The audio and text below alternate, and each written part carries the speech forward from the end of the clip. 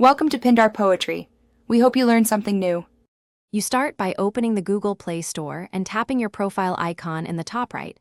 This takes you directly to account controls. Once there, choose Payments and Subscriptions to see active payment methods and subscriptions so you know what's charging you.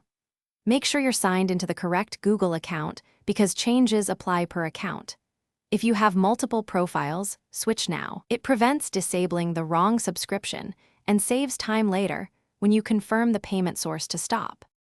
You'll now tap Subscriptions to list recurring charges and identify the items you want to stop. Select the specific subscription, then choose Cancel Subscription or turn off Auto-Renew. This stops future auto payments while letting you use the service until the period ends. When you confirm cancellation, make sure to read the confirmation text and note the next billing date so you know when access ends. If an app uses third-party billing, it will prompt alternative steps.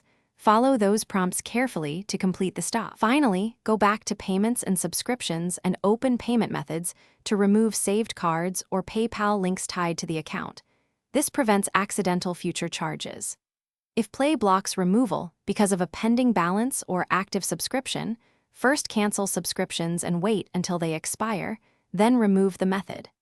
Make sure to monitor your bank and Play receipts for 2 billing cycles.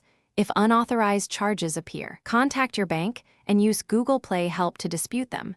This solves most stubborn billing issues. Thanks for watching. Consider subscribing if we helped you.